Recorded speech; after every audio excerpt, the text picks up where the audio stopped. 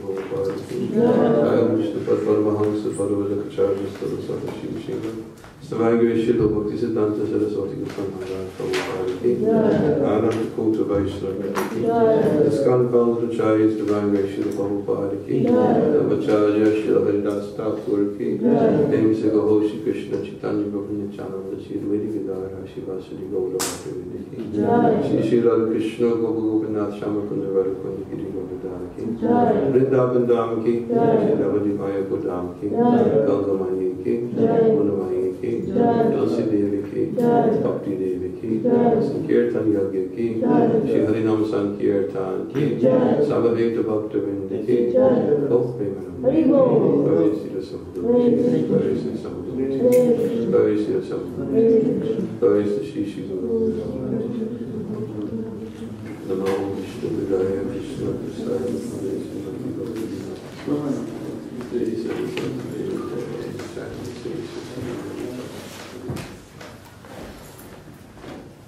Bhagavatam.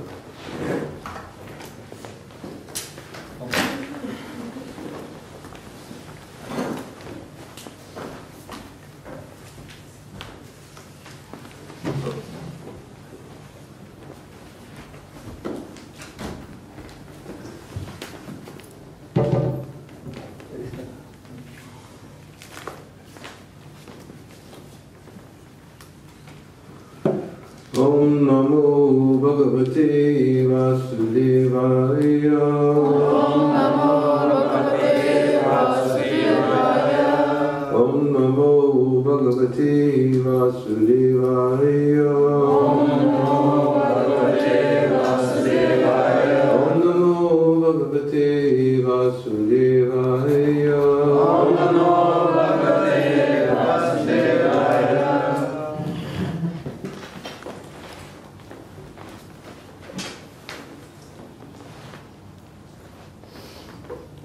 Is there a verse?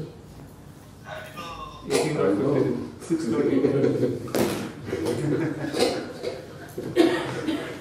Huh? 6:30. No, is a verse on display, or I just read it myself? Yeah, well, everybody has. Oh, everybody has in their phone. Shh, I forgot. Bhagavatam class, 21st century.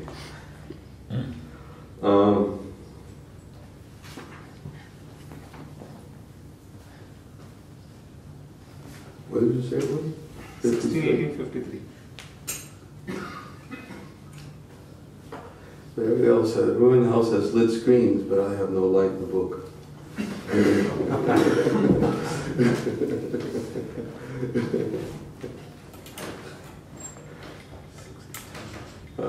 Wow. Yes. Okay.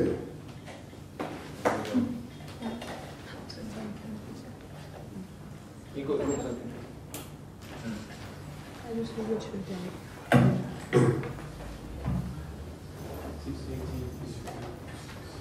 Striya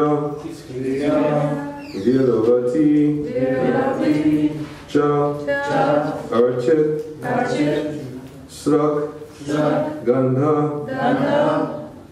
Bali Mandanai Patim Cha Archya Upatishteta Dhyayat Kushtagatam Cha Tam Striyo Viravatishtachit Sraghanda Balimandanai Pasim Chachyo Patishteta Jayat Koshtagatam Chatam Striyo Viravatishtachit Sraghanda Balimandanai Patim Chachyo Patishteta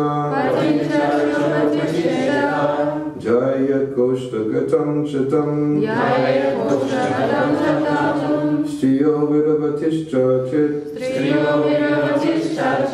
Sragandha Valimandanai Patim Chachyo Patishteta Jayat Goshtagatam Shatam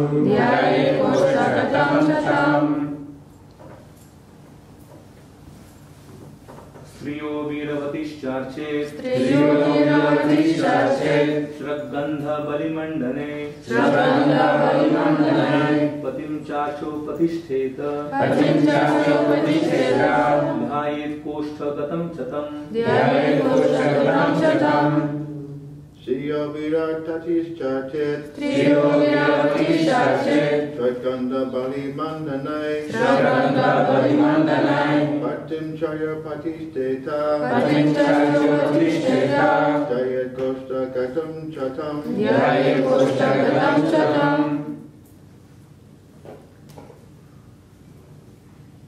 Ladies, oh, go ahead.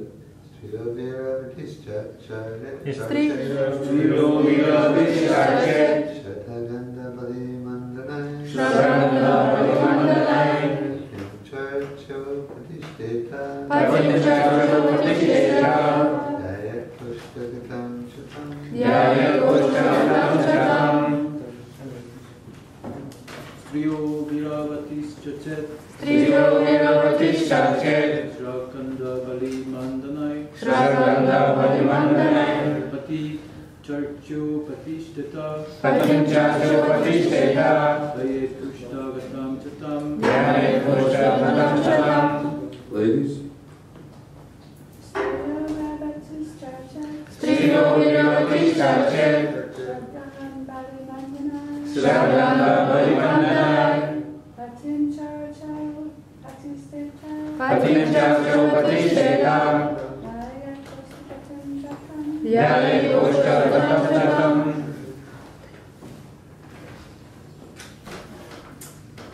Striya, women, Veeravati, possessing husbands and sons, Cha, and Archit, she should worship, Srak, with garlands, Gandha, sandalwood, Bali, presentations, Mandanai, and with ornaments, Patim, the husband, Cha, and Archya, worshipping, Upatishteta, should offer prayers, Jayat, should meditate, Koshtagatam, situated in the womb, Cha, also, Tam, upon him, with flower garlands, sandalwood bulb ornaments, and other paraphernalia. A woman following this vow should worship women who have sons and whose husbands are living. The pregnant wife should worship her husband and offer him prayers. She should meditate upon him, thinking that he is situated in her womb. Purport: child in the womb is a part of the husband's body. Therefore, the husband, through his representative, indirectly remains within the womb of his pregnant wife.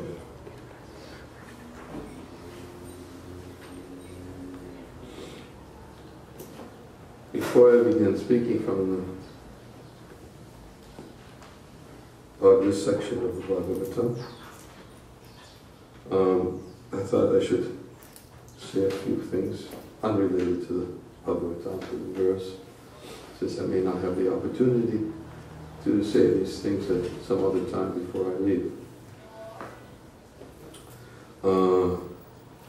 I felt that maybe we can turn this off now, I don't need to read it. Okay. I should give a brief explanation. My apologies for such a short visit this time. I don't know, it may not be clear. The reasons behind it was that I have been on a health retreat. Previously it was about 12 years ago, I was given for health reasons, I was given mandate from the GBC body through the GBC chairman to take a leave of absence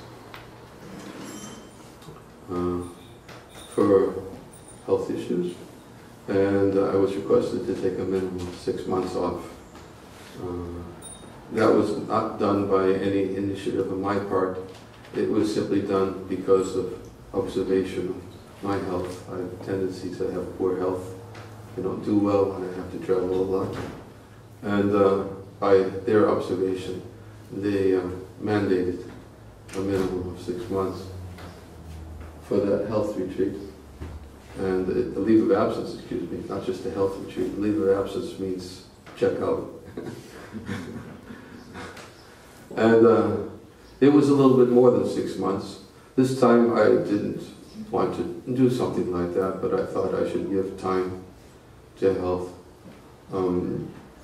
Prabhupada, we have oftentimes hear the quote that Prabhupada gave to Dhananjaya, and was also spoke to Dhananjaya and spoke to other devotees as well, where he said in the level of priorities, first is health, second is sadhana, and third is service, preaching.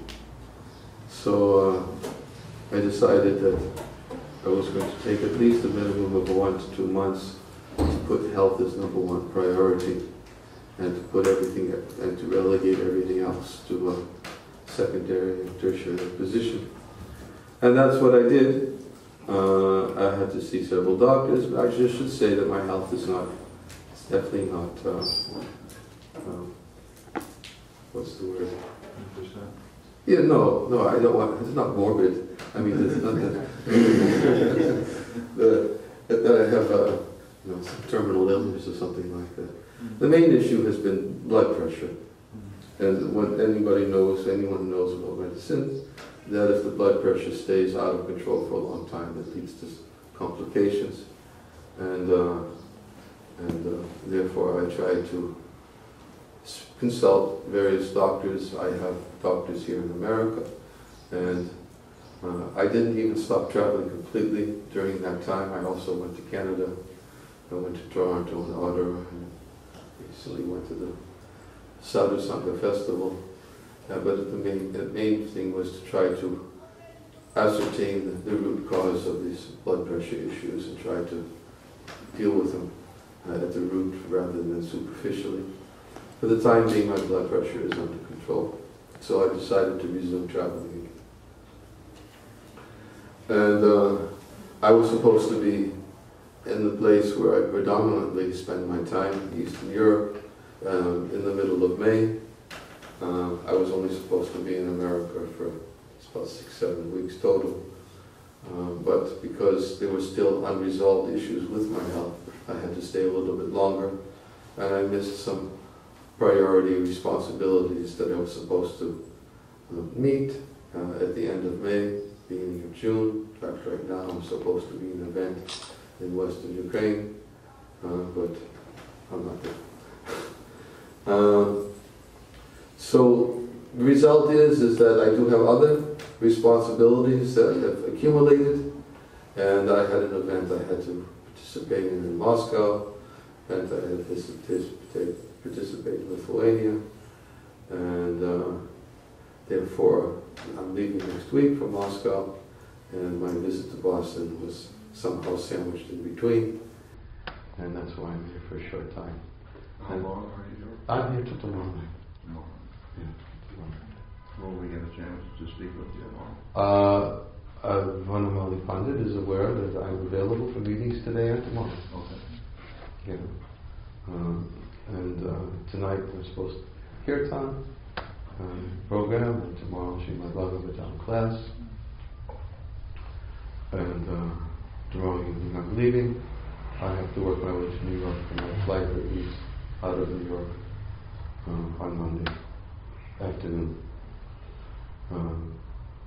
So I apologize for the shortness of the visit, but I did try to come. 2 weeks ago I was going to spend a few days, but then I was called by a doctor in New York and said the only day I can see you was on Sunday. It was the day I was supposed to be here for the Sunday program. So because I put health as a priority, I said, okay, I'm going to go see the doctor on that particular day, and I didn't make it for that visit also. The only visit I have made to Boston so far was a visit to Dina Dayal, who was was a devotee from way back for many years, and I heard he had terminal illness, and I was forewarned that the devotees did not know how much longer he would be here, and I didn't want to run the risk of not seeing him before departing. So I slipped up to Boston area, went to visit him, and then immediately returned to Connecticut right after my visit, and didn't go anywhere else. I think I was here one other time. Oh, yeah, to come out of another.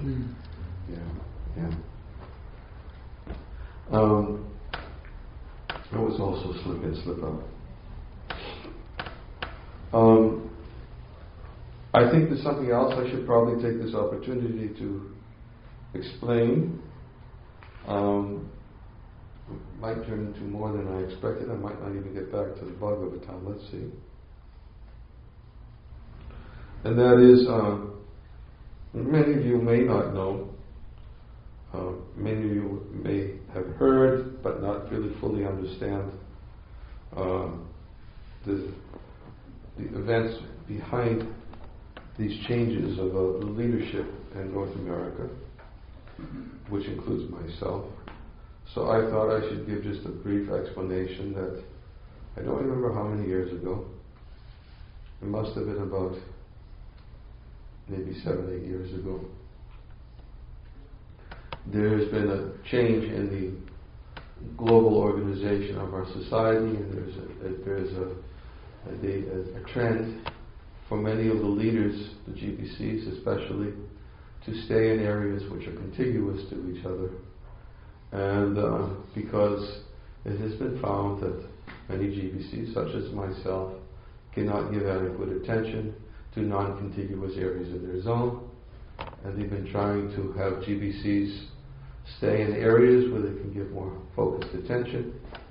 And in fact, at one time, I was a GBC in Russia, Ukraine, Belarus, Moldova, Lithuania, Latvia, Estonia, and Canada, and Eastern Canada, and New England states, and I was traveling to 70 cities a year.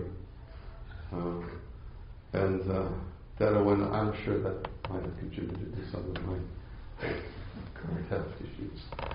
And I was also very, very appreciative of the trend to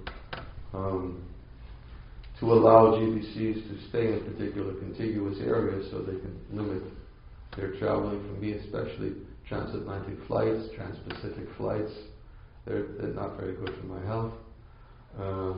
Some people can do it and not be affected by it. I'm not of that nature. So about 7-8 years ago, I was removed as a GBC in North America. Not by any request, various circumstances which led that I'm no longer GBC, and I don't even know if all of you know that for the past 7 years, Srimad Swami has been the GBC in Boston and Hartford. He was official GBC, and I was asked to continue visiting and help in any way I could, but I was not the official GBC. And I haven't been since, I think maybe at least since 2010. I don't know, can't remember exactly when the changes were made. And not only that, because I'm so obligated in my responsibilities in Eastern Europe, the North America leaders, the GBCs, they get together at minimum twice a year to discuss strategy, vision, ideas of how to organize our temples in North America and how to facilitate the leaders. And I hadn't been to one of those meetings since 1991. So if you think about it, I really didn't fit into the scheme of things for North America. And especially since they had twice a year in 1991 that's what, 27 years? I haven't been to a North American GBC meeting. So therefore, it was Ramapada Swami's responsibilities to attend those meetings, and Pyari Mohan Prabhu also, who was the regional secretary of Boston and Hartford, Connecticut, and even at one time he was a temple president. He was attending those meetings, and he was able to be privy to the discussions about national strategy. And I was just off someplace, as I usually am, and coming in and visiting once or twice a year, as I was, and trying to help in any way I could by visiting the temples. So that's how it has been, for those of you who may not be aware, for the last 7 years. However, this year, there were some structural changes in North America, and truth be told, there was a discussion in Mayapur, and the decision was made that I am now the official GBC.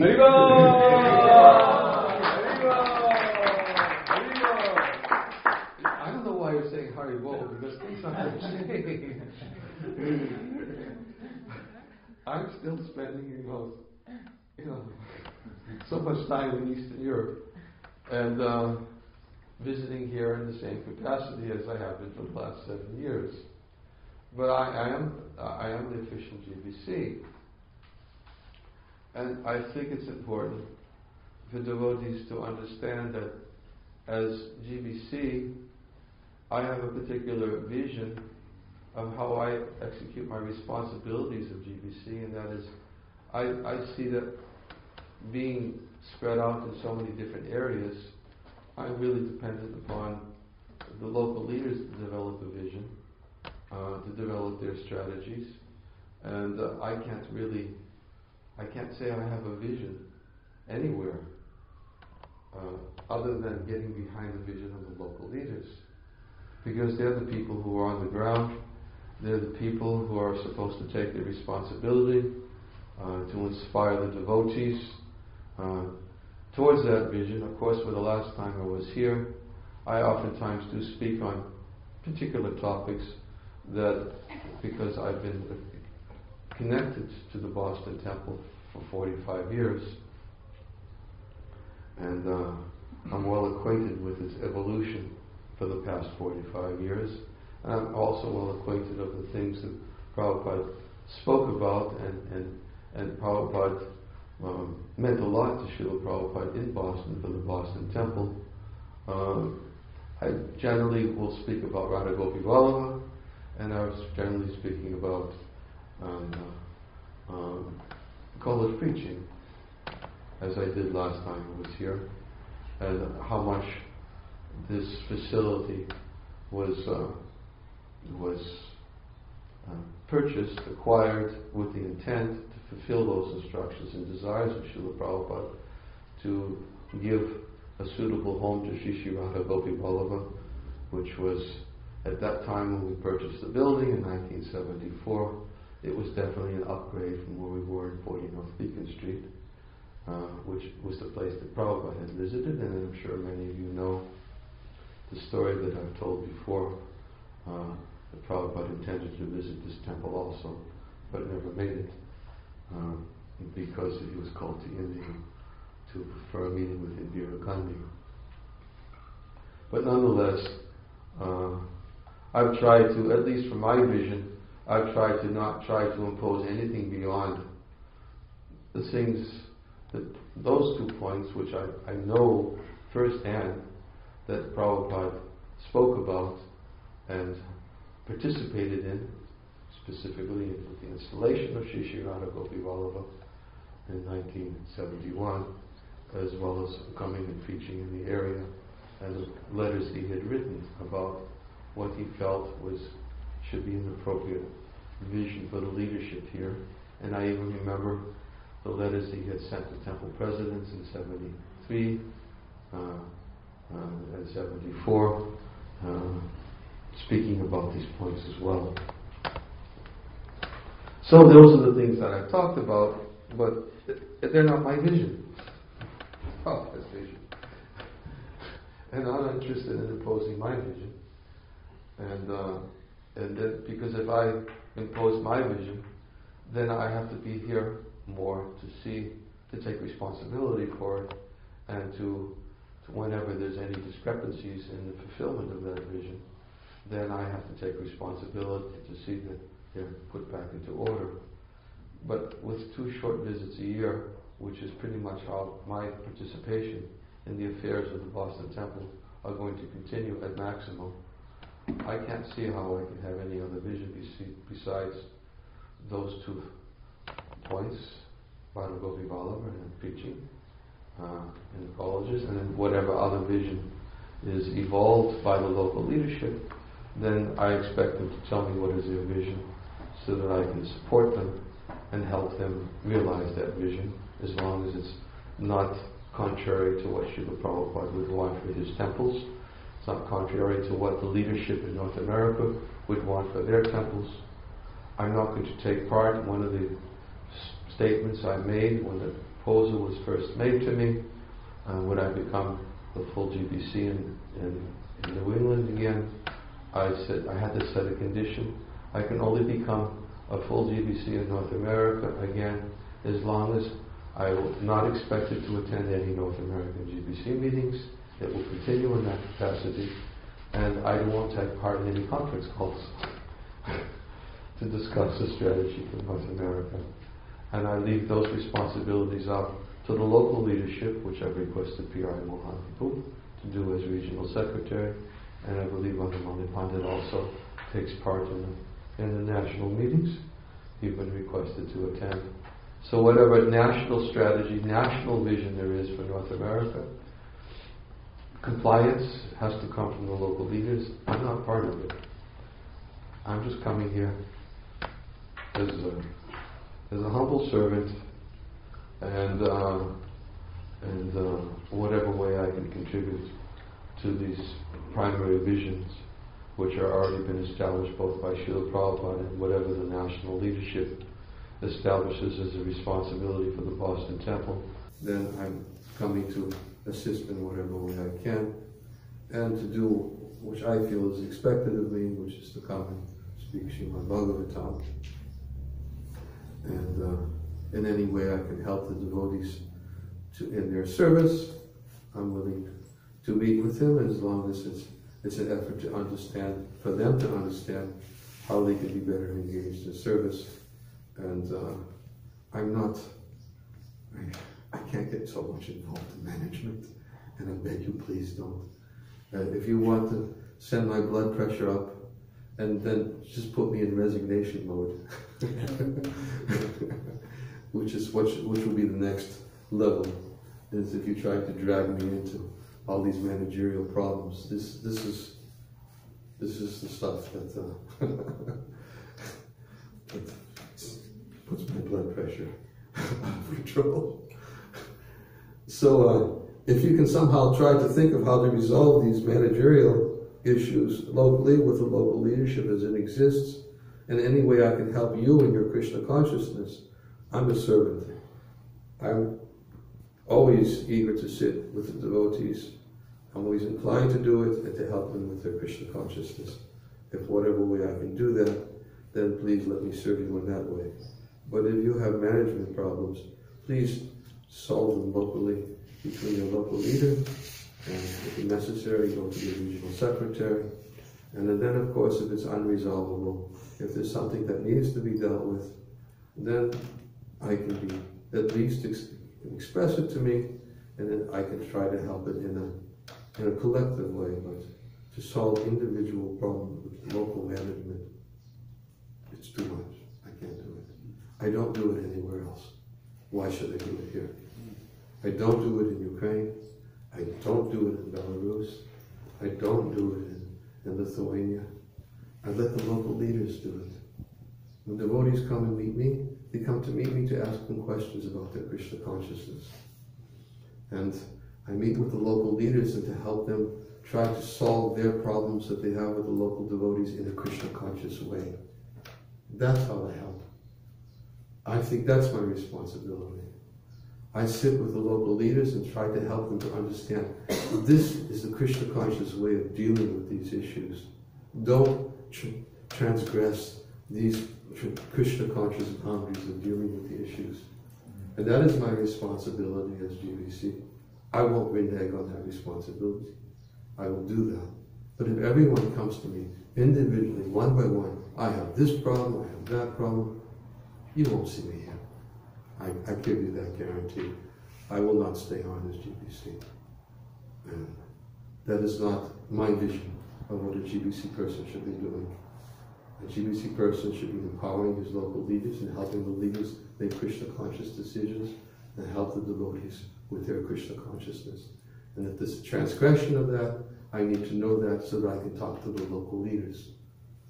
But if I talk one-on-one, I have this problem, I have that problem, he's my problem, that's my problem, that's not me. That's not me. And how can I do that when I have at least 40 temples that I'm responsible for?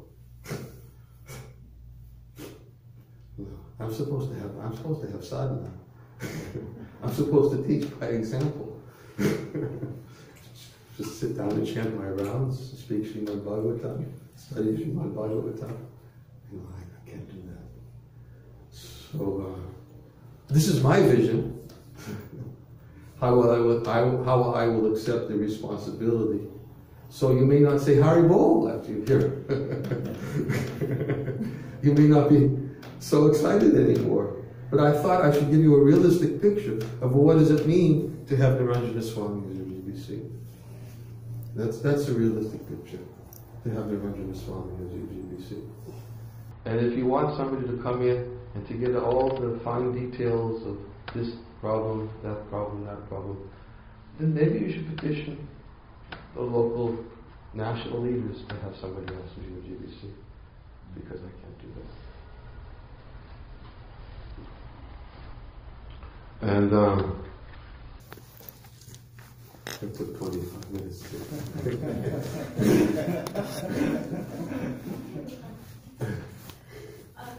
Yes, for you. What can you do for me? How can we please? Oh, cooperate.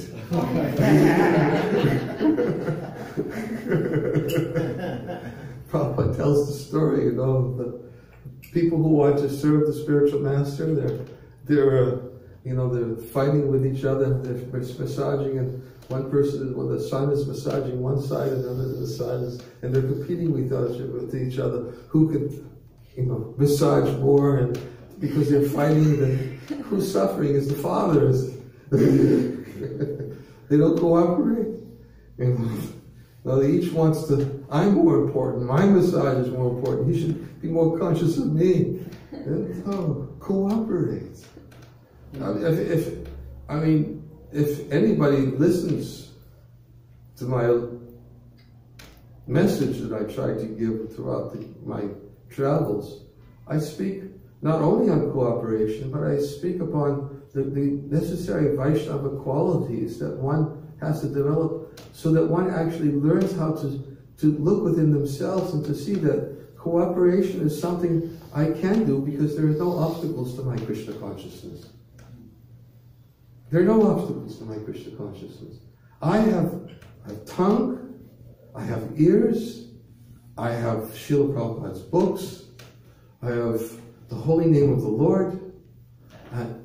If anybody tries to come in between an individual's capacity to chant Hare Krishna, to hear Srimad Bhagavatam, to associate with the devotees for that purpose, anyone tries to come into that and to obstruct that, everybody has a facility to be Krishna conscious. So when one cultivates the attitude of Trinada Bhisanishana, Tarodi Vasihishana, that to go on chanting Hare Krishna means that I have to cultivate the attitude that I have to become more tolerant than a tree. I have to think myself to be lower than a blade of grass.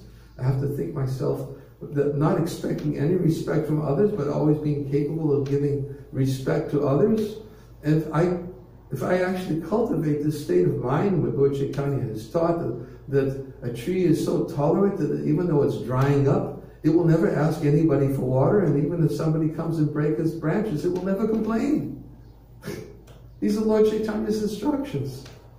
This is how a devotee should cultivate his internal mood of chanting Hare Krishna. And I speak about these things, and I try to help devotees understand that yes, there may be sometimes problems in the managerial affairs of our society. There may be sometimes corrections that need to be made, and I don't say that ISKCON and it's the way that it's managed is perfect. In fact, Srila Prabhupada even himself understood that there would be many complications in establishment of his International Society for Krishna Consciousness. Institutions are also, in so many different ways, they're fraught with so many complications.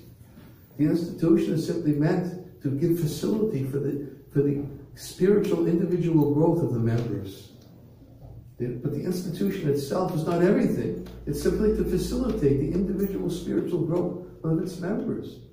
So that individual spiritual growth of its members is chanting Hare Krishna, hearing Srimad Bhagavatam, cultivating the mood, so how one can chant the holy name of the Lord in a humble state of mind constantly. This is, everyone can do it that way. There's no obstacles to that.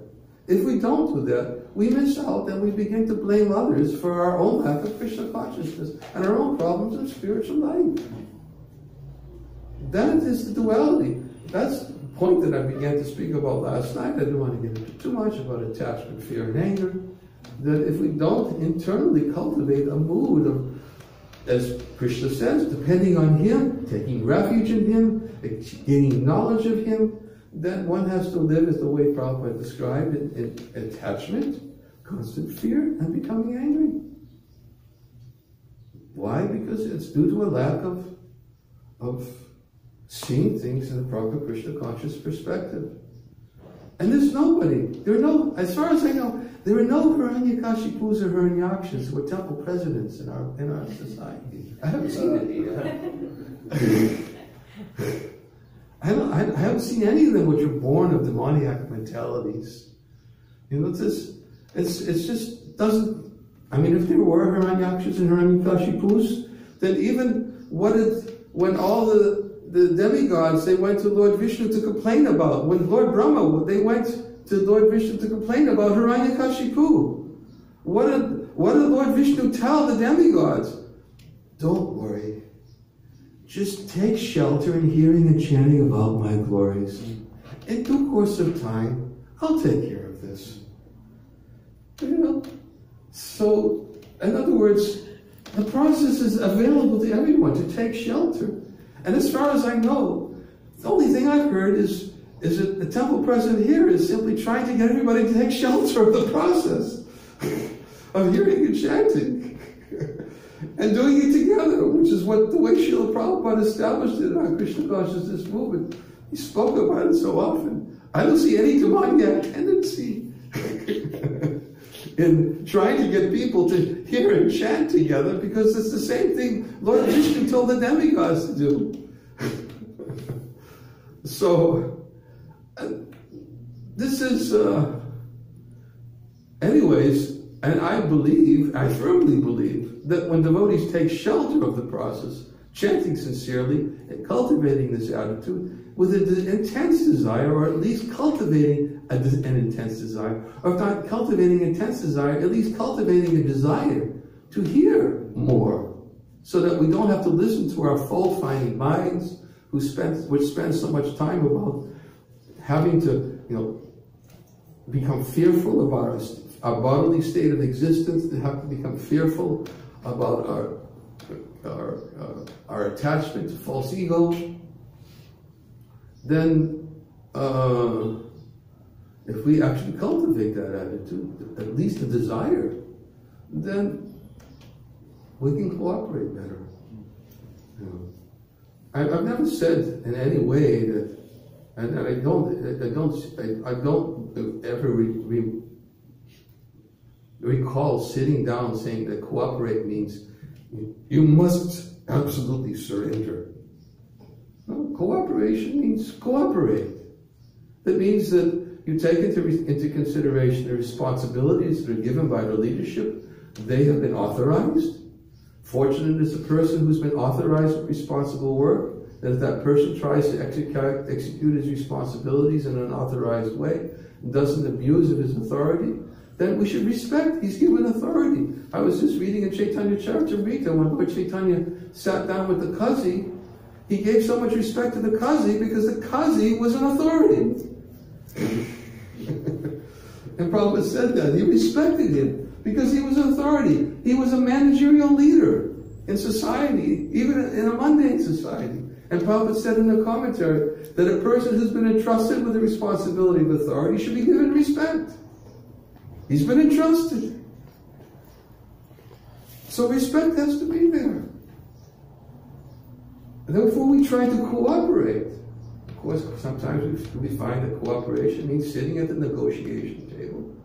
I'll cooperate in this way. So yes, we sit at the negotiation table. So we should try to understand what is the principles that the leaders want to fulfill in making their requests. So, you asked, what can please me? That the devotees learn how to cooperate, because believe me, I just can't handle it. This lack of cooperation, lack of respect. And of course, respect goes both ways. It's just not respect leadership. Leadership has to respect the devotees also. Respect means that we see that Krishna is in their heart and their potential for devotional service is in everyone's heart. We respect them by never trying to cause them any pain. Respect them by trying to inspire them and encourage them in devotional service, but never trying to willfully cause them pain, as we've oftentimes said. Although sometimes it may be painful to hear the truth. But nonetheless, it's not the person that's thinking, I want to cause pain. Sometimes the truth causes pain.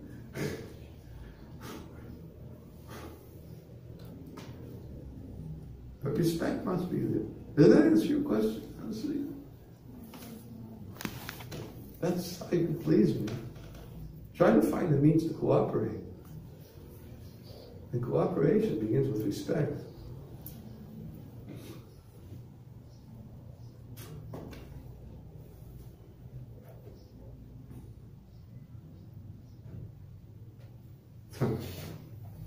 We didn't get to talk about the womb. I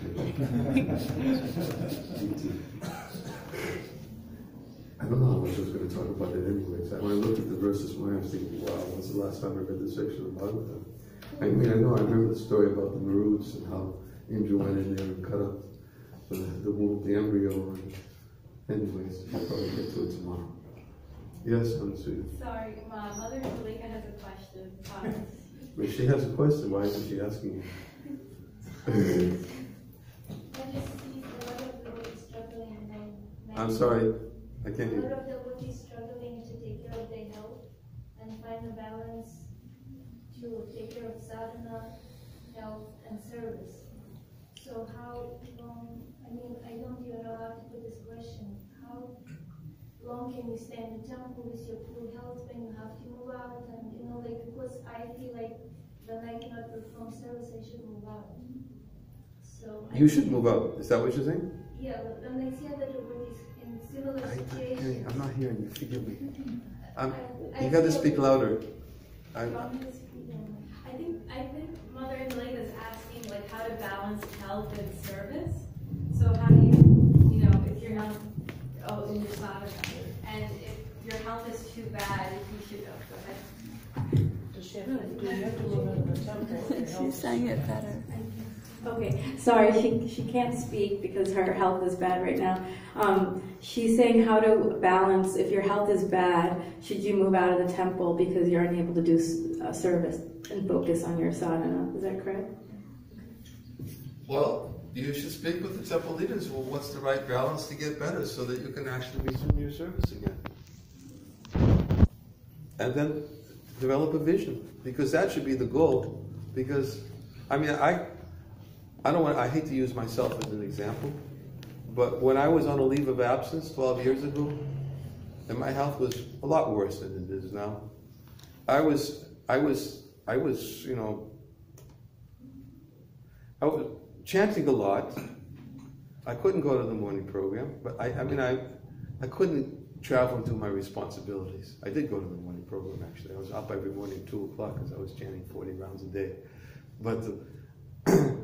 But I was thinking at that particular time that I can't spend so much time on my health. What's the value of living to maintain a body that can't do any service? And is that a way to live? You know, and of course, service doesn't mean simply the service we do with the body. It also means the service we do with the mind and the tongue. You know, because as we grow old, many of us are going to realize the amount of service we can do with the body is limited. And if we think that devotional service is only that service which is rendered with the body, then we're going to have a big problem when old age sets in, and to see how little we were able to do in comparison to what we were able to do in our youth. What do you do when you get to old age and your body just does not cooperate to perform the same? Then one has to see that their service goes beyond just the body, and we're supposed to come to the spiritual platform and understand that service also goes to the tongue and goes to the mind. Right? And for those who actually begin to internally realize what was the value of the service they rendered for so many years with the body, was actually meant to bring them to the platform of becoming more engaged with the mind and with the tongue. When the mind becomes very active thinking of how to serve Krishna, when the tongue becomes very active to glorify Krishna, even in a diseased state of consciousness, a person will find there's always service. There's always service. But what is the value of just living out one's life only to take care of the body? And I would begin praying every day to Srila Prabhupada, I don't want to continue just to take care of my body for the rest of my life. If you see some value of engaging my body again and serving you in your mission, then let me that be the purpose for taking care of my health. Let that be the purpose. If you see that I'll be some useful instrument that I can go on and render some service for you, then let that be the purpose. I need service. I can't just serve my body. That's how I was thinking. I don't know if I'll be able to consistently think that way, but that's how I was praying. So sit down, discuss what is a rational approach to get better if we're unhealthy, so that we can serve. And if the physical body isn't cooperating, but then the mind and the tongue, it should at least come up to a level of how to cooperate, and by gaining realization of how we're not these bodies, and devotional service means there's no obstacles to spiritual life, even with unhealthy bodies. That's what we're supposed to realize in the course of this life if we actually want to become successful in this life. And these are the things we need to be reminded about, hear about, and I mean, I'll never forget the time when I was sitting with Sridhar Maharaj in Mayapur. He was lying on his deathbed with terminal cancer, and we were having kirtan with him every night. And his stomach was all bloated because of all these fluids that were draining out liters and liters of fluid in his body. And there were about 40 devotees in the room. And Maharaj, all of a sudden, he sat up and he gave a lecture about how we're not these excuse me. He gave a lecture for 40 minutes on how we're not these bodies to the devotees. Brought devotees to tears. This is how he was serving the devotees. He had a body that was not destined to be around for many more, I think it was only a few more weeks. He was absorbing himself and hearing kirtan all night and sitting up and lecturing how we're not these bodies to the devotees. In that state of physical state. We're supposed to come to that. That's what Prabhupada did. right up till he departed. Prabhupada looked to his disciples and said, don't think this won't happen to you. Our mind and our words has to become also a proper source of being properly engaged in Krishna service. To live simply for a healthy body. So, yes, first health. We take care of our health, but we should have a vision of how to become healthy so that we can serve in the proper way and in the proper consciousness. Make a plan.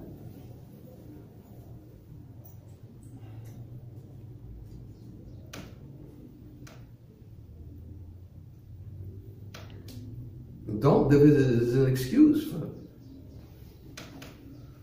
I can't serve. No, everyone can serve. There are no obstacles.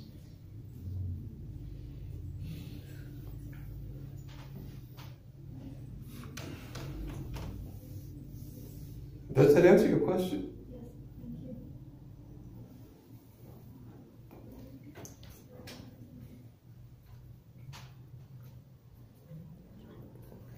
Yes. Maharaj, I didn't understand that why health is first priority. Why?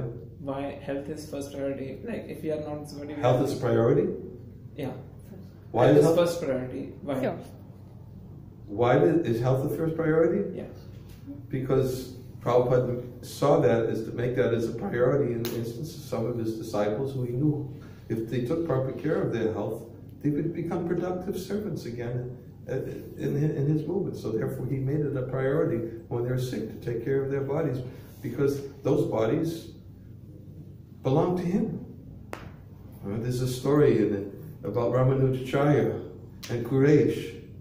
When Quraysh, is a wonderful story, when Quraysh was Ramanujacharya, and it was a long story, but I'm sure you know the story, what Quraysh did? Anyways. Ramanujacharya was preaching boldly about the worship of the Supreme Lord Vishnu, and it was a king whose name was Kolatunga, who was a Shivite, and he was very much envious of Ramanujacharya because he was preaching that Lord Vishnu was supreme, and Kolatunga was preaching that Lord Shiva is supreme, and he wanted to defeat Ramanujacharya. So he was calling Ramanujacharya to come and to sit amongst the assembly in the palace to discuss with the Brahmins, learned Brahmins, about a discussion about Shiva and Vishnu. But he had a plot. They actually wanted to kill Ramanujacharya for doing that. And Quraysh's disciple, Quraysh knew that Kulatunga had this plan and therefore Quraysh approached, he was a household, he approached Ramanujacharya and he said, Guru Maharaj, please, he said, you take my Grihastha Vesh and let me take your Sannyas Vesh, and people will think I'm you. Let me go and let me speak on your behalf. So Ramanujacharya, he let Quraysh go and to speak, and when Quraysh went, I'm making the story a little short, but he defeated everyone present in the palace and established that Lord Vishnu was supreme, and defeated all the worshippers of Lord Shiva, and Kolatunga became so disturbed, and he thought it was Ramanujacharya, that he decided, instead of killing him, he decided not to kill him, because Ramanujacharya one time helped his daughter? I think he helped his daughter who had some disease, and he gave the water from his lotus feet for the daughter, and she was cured of the disease. So he decided, instead of killing Quraysh, who he thought was Ramanujacharya, he would pluck out his eyes. So Quraysh and Gosti Purna, who were both present at the time, Kolatunga instructed to pluck out their eyes and send them on their way. Their eyes were plucked out, and they were sent on the way. And then when they were on their way, I think Gosti Purna, he gave up his body. He was one of the spiritual masters of Ramanujacharya. And Quraysh, he went and he just accepted it as a mercy of the Lord. And then it's described that how Quraysh used to go and to regularly chant bhajans. What's the name of the deity? South India deity? Huh? No, it's a different name. Vaidaraj? Huh? Yes, Vaidaraj. Yes. And he used to go and he used to sit and he used to chant bhajans. And he was Ramanujacharya told Quraysh that you should go, and when you're chanting and you're worshipping the deity, you should ask the deity for your sight back, because your body belongs to me and it's my body. And therefore, you should have your sight back, and you should when the Lord comes to bestow a benediction, the Pujari will come and he'll ask you, what benediction do you want? So Quraysh, he was sitting and chanting, and the Pujari came out on behalf of the deity and said, the deity has asked me to come and ask you what benediction you would like.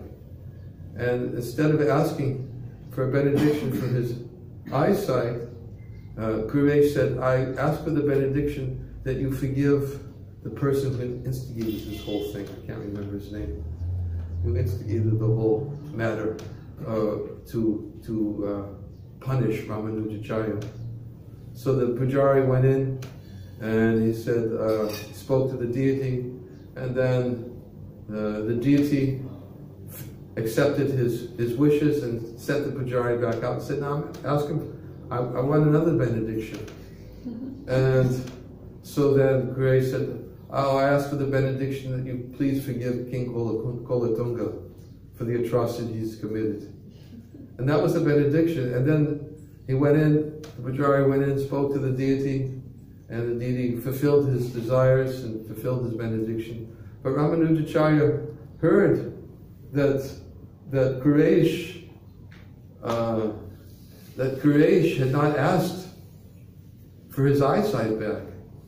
So he became very, very disturbed, and he wrote a message and sent it to Quraysh and said, the messenger said, you should tell Quraysh that body belongs to me. Those eyes are not his eyes, those are my eyes.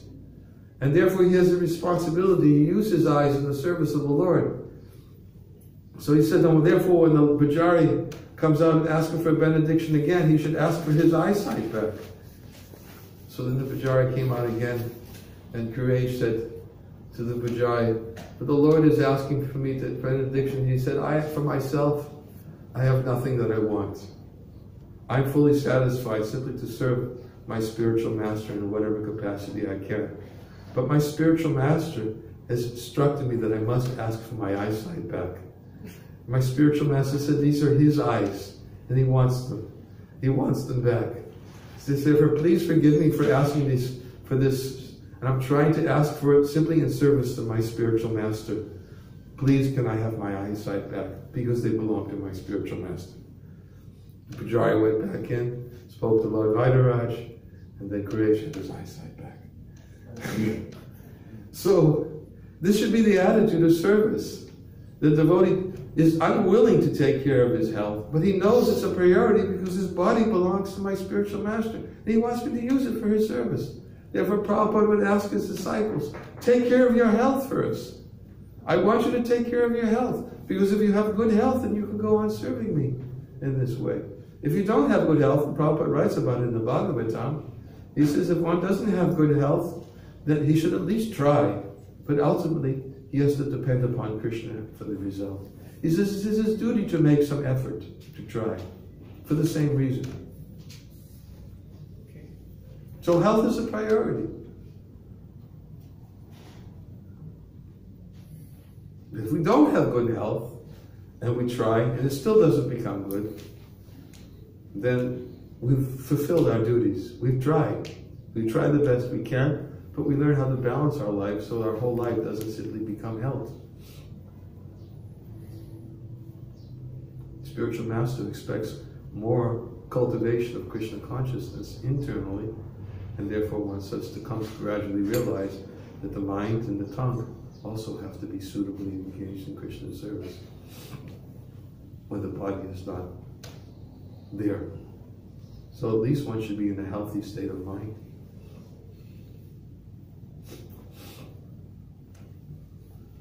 And a healthy state of mind isn't very good if it's constantly absorbed in criticism. That's not a very healthy state of mind.